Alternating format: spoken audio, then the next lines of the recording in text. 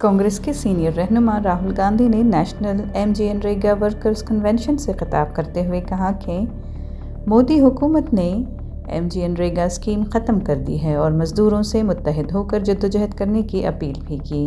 राहुल गांधी ने किसानों की कामयाब तहरीक का हवाला देते हुए कहा कि जिस तरह 3 ज़रई क़वानीन को वापस लेना पड़ा, इसी तरह अगर गरीब और मेहनत कश तबका मुत्तहिद हो जाए तो मनरेगा भी बहाल हो सकती है। उन्होंने कहा कि मनरेगा आइन पर यकीन रखने वाले गरीबों के लिए एक बड़ी ताकत है।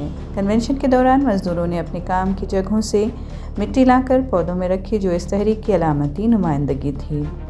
राहुल गांधी ने कहा कि मौजूदा हुकूमत दौलत को चंद अमीर लोगों तक महदूद कर रही है और मज़दूरों के हुकूक पामाल किए जा रहे हैं। कांग्रेस सदर मल्लिकार्जुन खड़गे ने भी हुकूमत पर शदीद तनकीद करते हुए कहा कि मनरेगा की मनसूखी महात्मा गांधी के नाम को मिटाने की साजिश है। उन्होंने कहा कि देही गरीबों को दोबारा बंधुआ मजदूर बनाने की कोशिश की जा रही है। खड़गे ने हुकूमत की जानिब से काम के दिन महदूद करने और डिजिटल निज़ाम नाफिज करने पर भी एतराज़ किया, जिससे लाखों मजदूर मनरेगा से बाहर हो रहे हैं। कांग्रेस की जानिब से 10 जनवरी को शुरू की गई मनरेगा बचाओ संग्राम मुहिम के तहत VBG रामजी एक्ट की वापसी और मनरेगा की मुकम्मल बहाली का मुतालबा किया जा रहा है।